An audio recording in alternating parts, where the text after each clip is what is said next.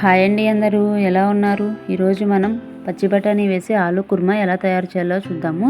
దానికోసం మనం ముందుగా 4 పచ్చిమిర్చి, 4 టమాటాలు, 2 ఉల్లిగడ్డ, అరకిలో ఆలుగడ్డలు తీసుకోవాలి.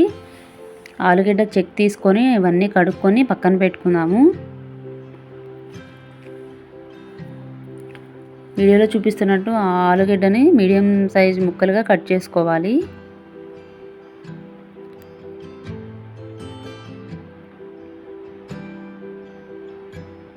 మరి చిన్నగా కాదు, మరి పెద్దగా కాదండి, ఇలా మీడియం సైజులో కట్ చేసుకోవాలి.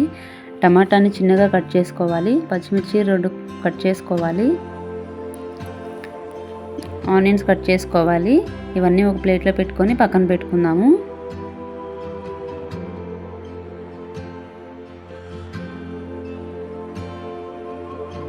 స్టవ్ వెలిగించుకొని కళాయి పెట్టుకోవాలి. కళాయి వేడయ్యాక 2 టేబుల్ స్పూన్ల ఆయిల్ వేయాలి. 1 టీ స్పూన్ జీలకర్ర వేసుకోవాలి. మనం ముందుగా కట్ చేసిన ఆనియన్స్ వేయాలి. పచ్చిమిర్చి వేసుకోవాలి. కొద్దిగా సాల్ట్ వేసుకుందాము. సాల్ట్ వేసుకోవడం వల్ల ఆనియన్స్ త్వరగా వేగుతాయి. 1 టీ స్పూన్ అల్లం వెల్లుల్లి పేస్ట్ వేసుకోవాలి. 1/2 స్పూన్ పసుపు వేసుకోవాలి. అల్లం వెల్లుల్లి పేస్ట్ పచ్చివాసన పోయేదాకా ఆయిల్లో వేయించుకోవాలి.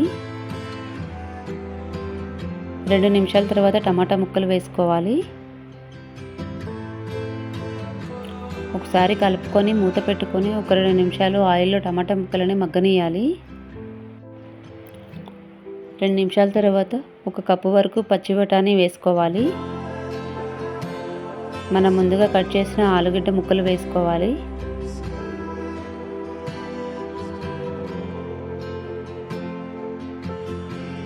ఒక టేబుల్ స్పూన్ సాల్ట్ వేసుకోవాలి.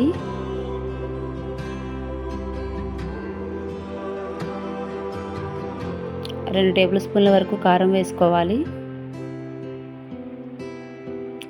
ఒకసారి కలుపుకొని మూత పెట్టుకొని ఒక 2 నిమిషాలు అలా ఆయిల్లో మగ్గనివ్వాలి.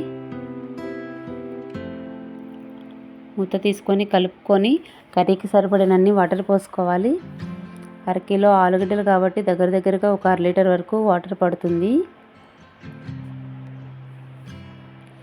వాటర్ పోసుకొని చక్కగా ఒకసారి కలుపుకొని మూత పెట్టుకోవాలి.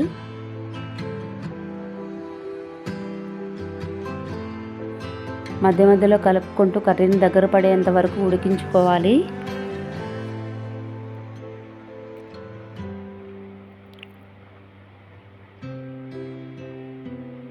ఇలా చక్కగా కర్రీ దగ్గర పడిన తర్వాత 1 టేబుల్ స్పూన్ వరకు గరం మసాలా వేసుకోవాలి. కట్ చేసిన కొత్తిమీర వేసుకోవాలి.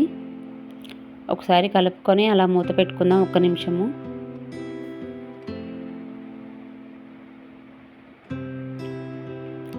వేడివేడిగా మన ఆలు కుర్మా రెడీ అయిపోయిందండి. చాలా సింపుల్గా, టేస్ట్గా చాలా బాగుంటుంది. ఇలా ట్రై చేయండి ఒకసారి. మేమైతే చపాతీతో తిన్నామండి. బయట వెదర్ చాలా చల్లగా ఉంది.